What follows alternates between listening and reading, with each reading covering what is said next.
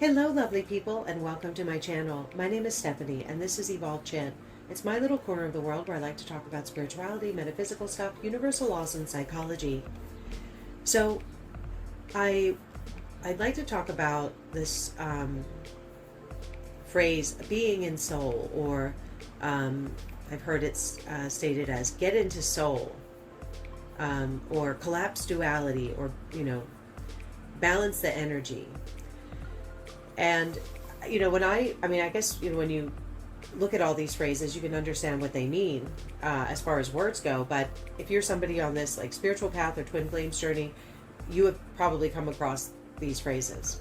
And you can look at them and say, okay, well, that makes sense. But, what does it feel like? And where is that state or that space? And where is that within us?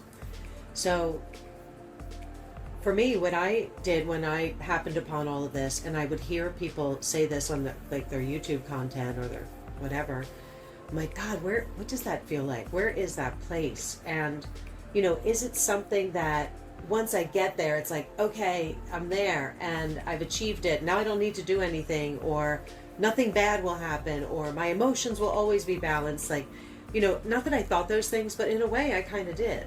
I thought it was like a destination. And speaking with some people more recently about balancing the push-pull energy, it's something that that they have wondered too. And well, how much longer am I going to have to balance this? And it's like, well, forever. So, or not. I mean, we can choose, right? And every day we are making choices about how our thoughts and emotions treat us, and then how we respond to them.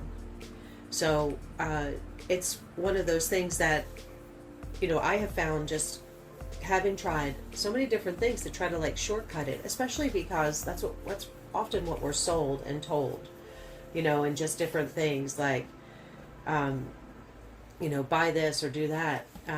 But the thing that I have found in all of this is being clear on my self-concept, which is the stuff, the exercise to get you into soul, to be into soul. It's clarifying who you are. You're being more cognizant. You're being more mindful. And these are like the basic tenets of, Zen Buddhism, which is achieving these balanced states and looking at things more objectively and as an observer. And so that's what that is about. And because we're always going to have emotions, we're always going to have thoughts, but we can work on the foundation of where those originate from. And that is looking at our beliefs, which is looking at how our subconscious is wired. And especially if these are patterns and behaviors that you've had for quite some time. I know personally I had many of them. I'm like, I could see where they originated, and then I could see where they were hardened. And it is literally like getting a new operating system in some ways. And as I have evolved from this, like, I wasn't a terrible person or anything. It's just when I talk about these things, sometimes I'm like, God, was I a mess? Like when I talk about it. But no, I mean, experiences and life can really fuck us up. And my marriage did that to me. So it just hardened some foundational stuff that I had from my childhood that I had since resolved, but it kind of like stirred it all up again. So this is why mindfulness and knowing your shit, your chit. Chit means consciousness in Sanskrit. So that's why I call this Evolved Chit. And chit is also slang for shit. So for me, that's always what that meant, is like, I got to own my stuff. But still, it's like I wasn't really aware how those experiences had affected my stuff, until I met, I came across all this twin flame stuff, and I had some people really trigger the hell out of me, especially the person I believe is my twin flame. So understanding your self-concept and clarifying that is what allows you, or gets you closer to, or whatever this is, to being in soul, to being in that balanced state. Now, some people don't need to do these exercises, and if you are one of those people, man, I am jealous of you because I thought I was smart and I thought I could be like, yeah, I just know this. No, it's like, if you've had some stuff in your life that really affected you profoundly, like, and created, or anything, things just create patterns and behaviors, and thoughts, or what we see people around us doing, or what we're told, or what we're programmed. Everything we're consuming is creating a program. So we can rewire this operating system by getting clear on our self-concept, which then, through the practice of self-inquiry, we can see where we are disconnected. And you can make a choice. Is this still my vision, my mission, my values? And where are my actions, thoughts, and emotions out of alignment with that? And that's what all this, law of assumption, law of attraction, that's what all this stuff is about. It's your frequency. So your emotions and thoughts, like, that is energy. Even though you can't, like, hold it, or you see it, see the outcomes of it, but it creates an energy, and that energy is your vibration, like a tuning fork, which is why tuning fork healing is really effective, sound healing, and that creates your frequency, and that's what we're putting off. So when you look at the state of the world right now, it's like, what in the hell is going on inside of people? So so just to give you kind of like this process of how I believe this works. And through my research, not that I'm over here in the lab or anything, but I love to read stuff. And when I was triggered by all this twin flame stuff, I'd already been, eyebrow deep in the metaphysical world my whole life, just everything. And to come upon this, then it was like, what in the hell is this all about? And I had to explore. And it's just so interesting to see how this energy can really stir up just a whole bunch of crazy in your life, and then we act out accordingly. I've talked with many people about this over the years, and have read for people, and we talk about how these patterns persist, and some people who've been on a really challenging spiritual path or twin flames journey for a while, it's like the roller coaster of emotions that some people endure. And it's one of the reasons why, being tapped in to your self-concept and connecting with yourself to, one, check in on where you are, even when stuff gets hard, even when stuff gets sideways and all over the place, you will still have this, like, this is who I am at my core. These things are happening, but, I'm still doing my thing. Now, of course, be, sensible about that. If you were in any kind of, like, abusive situation or things like that, like, you can't be like, well, if I just hold on, this person will change. Like, you, of course, need to be sure that you're safe and, everything's okay in that perspective. But when it comes to things like creating resilience in everyday challenges, that sometimes can crush us based on our emotional states. Talking and reading with people over the years about, things like work situations, and sometimes we're quick to give up, or we don't believe in ourselves. And, where's that thinking rooted in? And a lot of it's rooted in, like, what we experience from our caregivers, or what we perceived was going on in the relationship between us, and then the relationship we perceived if we had, parents or caregivers in the household that were in a relationship. Like, all those things create our dynamics and our relationship dynamics, and then how we show up for people. And I can definitely see, when I did a lot of this self-inquiry and looked at some things in my life that I wasn't happy with and were keeping me stuck, and in a multitude of ways, I can see where that was rooted in some of the patterns and behaviors I saw in my parents. And I could see where I adopted it or adapted it, these things from my family that to me just aren't, healthy, or what I want to do. But it's, if that's how other people want to do it, that's all good. But I don't want to be one of those people, well, it runs in the family, or that's how we always did it. I don't want to be that person. So I had to really challenge myself into looking at these things, and it's what I encourage people I coach and read for to do as well. Like you got to be your own parent. Like sometimes that means you're going to be, of course, sensitive and nurturing, but sometimes we got to be a little tough.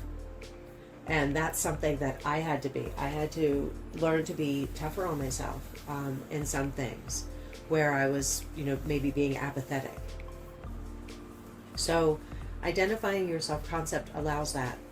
And because you're getting clear on what it is that you need, and which is your self-care stuff, to be able to support and nurture, this beautiful being that you are, and how to maintain your operating system optimally, which is your vibe and your frequency. So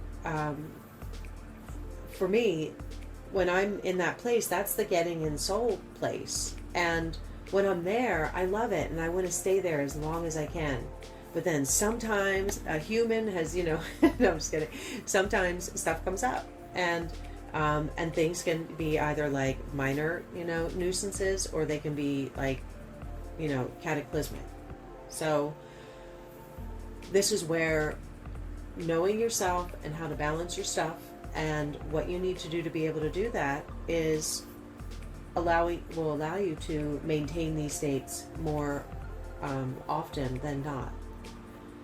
And it's something I work on every day still, even though I understand these concepts and I've been, experiencing and balancing and reaping the benefits of it. There are still times where I kind of get stuck, and maybe a day will go by and I won't be in the best headspace, and then I'll feel it, and I'm like, nope. Where are you at? It's okay. This is stressful. It's good. We got this. It's under control. I have to kind of parent myself and assure myself when I'm feeling low vibe, like, nope, that's not where we are, or here are your goals, and you're maintaining your yourself, your energy, or, your dignity. Or if something you're dealing with at work, like you maintain your professionalism. So that's about you, and how other people are going to show up and how they're going to act is about them. And managing your stuff will allow you to better navigate so much more in your life. And these are principles that you can use on everything. It's not just about like twin flame stuff, it's everything. And to me, that's what, when I think about this whole experience and how insane it was for a while, just where my thoughts and energies were. I'm just so grateful I understand this, and I can consciously practice it now and share it with anyone who listens to this. I'll be listening to it now, and it's really an awesome thing, and it's quite practical. So I think that's something that when we're on like this twin flames journey and we kind of get sucked into the story, the magicalness of it, which is really lovely and sweet and amazing, this return to wholeness and counterparts or whatever, when you look at it in that way, what it's saying is like the return to wholeness is this whole process of getting rid of the ego stuff and seeing what the physical aspects of us are, and our mental aspects, mental acuity and intelligence are all about and for. We are like a walking computer, and and the soul's at work here. So let's allow the soul to be in soul more, as I use air quotes there. So that's what this whole return to wholeness is about. If you want to look at the the magical aspect of this, or the story aspect of twin flames, it's a gift that has shown us that we are energy, that we are the soul, we are the observer. And where have we been operating out of outdated operating systems, our subconscious, our thoughts, our beliefs, our thoughts, our emotions, where are they out of alignment with who we really are? And how do we get back there? And everyone's different. And some people might need, therapy for years. Some people may just need, a good bottle of moisturizer and they're on their way. Like, and everything in between, I'm kind of all of it. It depends on where I was at. So, it's just one of those things, and identifying that's where the parenting comes in. When you think about, what we could have asked our parents for, or asked our parents for but maybe didn't receive, or our caregivers, what we may have asked them for but didn't receive. So this is your opportunity to do that. And it could mean everything, like your skincare rituals, your physical fitness rituals, your nutrition, your creative, your professional, whatever, how you get back to the community. That's all the mission stuff. Getting into alignment with all of that is the mission of being better balanced and connected with your highest self. And that's what we're trying to do here. And also, if you relate it to Maslow's hierarchy of needs too, just from a more intellectual perspective, it is transcending that that ladder. And also from a chakra perspective, it's keeping our energetic centers balanced. And if we do believe in karma, that's what this does. So it reduces the amount of bad juju that we're bringing in to the next evolution of our lightness, our energy. So all of that to say is that's what I believe being in soul is all about. And it's a process. It's not like, okay, it's not like a college course and we're like, yep, we're done with the semester and I passed. It's not like that. It's ongoing. And you'll shed stuff and you'll feel amazing, and then you may hit a little speed bump and some more stuff comes up, and maybe it'll do this or you'll go down that road, but hopefully you'll catch yourself quickly. So that's why it's important for the whole mind-body-spirit connection, is because it allows you to see where you are out of alignment. So things like physical activity are really good. Speaking with others, talking about our stuff. That's something I just read recently, like a statistic, or not a statistic, but just a bit from an article, and I want to go back and read more about it. But it's talking about the disconnectedness of our society and how we're not, seeking that emotional connection to be able to just share things, like emotions, experiences, in ways that allows us to really process our emotions, rather than maybe putting something on, blast on social media, or kind of numbing out on activities that allow us to not acknowledge our emotions or suppress them. So it's really important to, connect with what's going on in your body, because when you have those feelings, like you may feel them in your energetic centers, your chakras, and you may think that that's something wrong with you, when it could be just your body saying, your energy's out of alignment here. Why? And that's just like an early warning device to be like, okay, well, where are my thoughts at? If I'm feeling something in my gut, like where you might feel anxiety, like the butterflies, that's something that you can use as kind of like an early warning device. So of course you want to make sure it's nothing physical or health related and that you're okay. But if it's just that energy stirring up, you can see it for what it is. And you can choose how you want to respond to it. So if it's something just like a trauma imprint, and it's a story you keep telling yourself that just creates some sort of recurring low-grade anxiety, check in with that. Why is it happening? That's the stuff that keeps us out of balance, because then we project. And for whatever reasons you have going on within you about why you're feeling triggered and creating this push-pull energy with a person you believe is your twin flame, or whatever experience is stirring this up in you, like you label it, and then we allow it to kind of victimize us or entitle us, or whatever that energy does. So like a push or the pull.